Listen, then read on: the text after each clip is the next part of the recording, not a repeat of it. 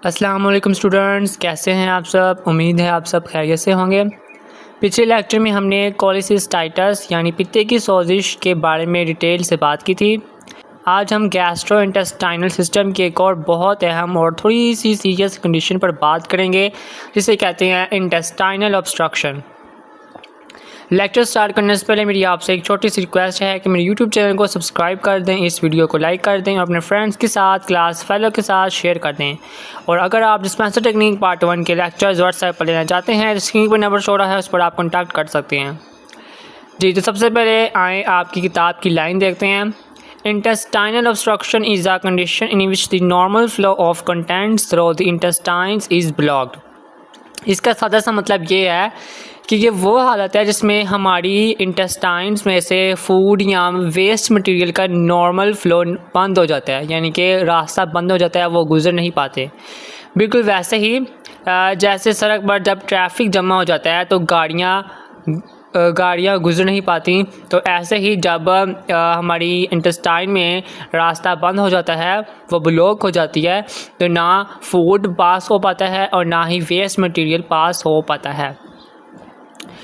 जी, तो आगे लिखा है the blockage can occur in the small intestine, small bowel obstruction और the large intestine chronic obstruction. Intestinal obstruction can be partial और complete. ये रुकावट हमारी छोटी आंत यानी कि स्मॉल इंटेस्टाइन में भी हो सकती है और हमारी बड़ी आंत जिसको हम कहते हैं लार्ज इंटेस्टाइन में भी हो सकती है। और ये रुकावट दो किस्म की हो सकती है, पार्शियल ऑब्स्ट्रक्शन और कंप्लीट ऑब्स्ट्रक्शन। पार्शियल ऑब्स्ट्रक्शन यानी रास्ता थोड़ा सा बंद हो, और कंप्लीट ऑब्स्ट्रक्शन यानी रास्ता मुकम्मल तौर पर बंद हो जाए। यहाँ आपके लिए इंपॉर्टेंट एमसीक्यूज बन सकते हैं कि इंटेस्टाइनल ऑब्स्ट्रक्शन मीन्स क्या है, इसका मीन क्या है। तो इसका मीन है blockage in the normal flow of intestinal contents, और इट कैन बी पार्शियल और कंप्लीट। ये इनकम्प्लीट भी हो सकता है और कंप्लीट भी हो सकता है। अब सवाल ये आता है कि ये आंतों का ट्रैफिक जमा होता क्यों है। इसकी कुछ आम वजूहात हैं। आपकी बुक के मुताबिक adhesions bands of fibrous tissues that can form after abdominal surgery। इसका मतलब है कि पेट के ऑपरेशन के बाद बाज़ औक़ात आंतों के ऊपर झिल्लियाँ या रेशे बन जाती हैं जो आंतों को आपस में चिपका देते हैं या मोड़ देते हैं, जिससे रुकावट पैदा हो जाती है। इन झिल्लियों को एडहेसिव कहते हैं। Hernias, protrusions of tissue through a weak spot in the abdominal wall.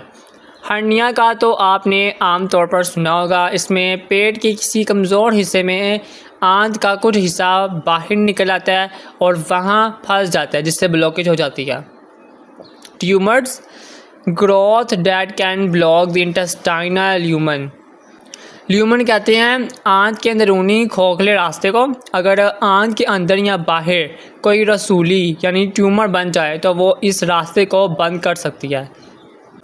Twisting volvulus, the twisting of the intestine on itself. ये थोड़ा सा फनी लगेगा, लेकिन कभी कभी आंत खुद ही अपने गिर्द घूम जाती है या उसमें बाल पड़ जाता है, बिल्कुल वैसे जैसे आप गीले कपड़े निचोड़ते हैं। इस बाल को वॉल्वुलस कहते हैं। यहाँ आपका इंपॉर्टेंट शॉर्ट क्वेश्चन है, what is volvulus? It is twisting of the intestine और itself which can cause obstruction. आगे लिखा है इम्पैक्टेड स्टूल, स्वेयर कॉन्स्टिपेशन और the presence of a large hard stool. यानी शदीद कब्ज़, कॉन्स्टिपेशन की वजह से पाखाना स्टूल इतना सख्त हो जाना कि वो आंत में ही फंस जाए और आगे ना जा सके। आगे लिखा हुआ है inflammatory ball disease IBD। Conditions like Crohn's disease or ulcerative colitis can cause inflammation and obstruction। ये आंतों की दायमी सोजिश की बीमारी हैं। जब आंतों में शदीद सोजिश होती है तो वो सूज कर इतनी तंग हो जाती हैं कि उनका रास्ता बंद हो जाता है। अगर किसी को इंटेस्टाइनल ऑब्स्ट्रक्शन हो जाए तो मरीज़ आपके पास क्या शिकायत लेकर आएगा। चलिए इसकी अलामात देखते हैं। Abdominal pain, crampy abdominal pain that comes and goes. पेट में मरोड़ उठना, ऐसा दर्द जो लहरों की सूरत में उठता है। कभी तेज़ हो जाता है और कभी हल्का, जिसको एब्डोमिनल पेन कहते हैं। Vomiting often severe and may be faecal smelling if the obstruction in the lower intestine. शदीद किस्म की उल्टियाँ आती हैं इसमें, और ये बहुत अहम निशानी है कि अगर रुकावट बड़ी आंत में हो तो उल्टी से पखाना जैसी बदबू भी आ सकती है। ऐसा इसलिए होता है क्योंकि जो मटेरियल आगे नहीं जा पा रहा वो पीछे की तरफ वापस आता है। यहाँ आपका इंपॉर्टेंट एमसीक्यूज़ बन सकता है। Fecal smelling vomit is a classic sign of lower intestinal obstruction.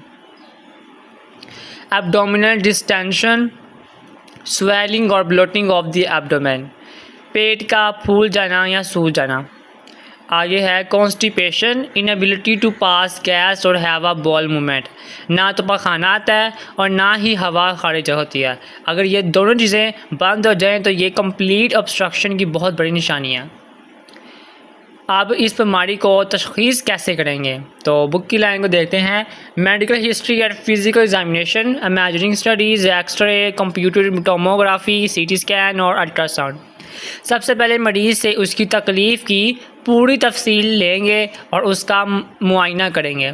फिर पेट का एक्सरे, अल्ट्रासाउंड या सीटी स्कैन करवाया जाता है, जिससे रुकावट की जगह और वजह का साफ पता चल जाता है।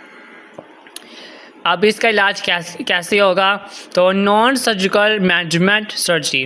अगर रुकावट पार्शियल हो तो मरीज़ को हॉस्पिटल में एडमिट करके खाने पीने से रोका जाता है, बॉल रेस्ट और आईवी ड्रिप्स लगाई जाती हैं और मॉनिटर किया जाता है। बाज़ औक़ात इससे रुकावट खुद ही ठीक हो जाती है, लेकिन अगर रुकावट कंप्लीट हो तो फौरी सर्जरी की ज़रूरत पड़ती है, जिसमें इस रुकावट को दूर किया जाता है। आगे कॉम्प्लिकेशंस भी लिखी हुई हैं। अगर इसका फौरी इलाज ना किया जाए तो क्या ख़तरनाक मसाइल हो सकते हैं। ये एक बहुत अहम शॉर्ट क्वेश्चन है। What are the complications of untreated intestinal obstruction. आगे बुक की लाइन है, bowel ischemia, lack of blood supply to the bowel. रुकावट की वजह से आंत के उस हिस्से के खून की सप्लाई बंद हो जाती है। परफोरेशन, अगर खून की सप्लाई बंद हो जाए तो आंत का वो हिस्सा गल जाता है और पेट फट सकता है। आगे है peritonitis, inflammation of the abdominal cavity. जब आंत फटती है तो उसकी गंदगी सारे पेट में फैल जाती है और शदीद इन्फेक्शन हो जाता है जिसे पेरिटोनाइटिस कहते हैं। ये एक जानलेवा लाइफ थ्रेटनिंग कंडीशन हो सकती है। तो जी स्टूडेंट्स, आज हमने इस टॉपिक को पढ़ा। उम्मीद है आपको कोई बात समझ में उम्मीद है आपको सब बातें समझ में आ गई होगी। अगर आपको कुछ सवाल हुआ तो कमेंट सेक्शन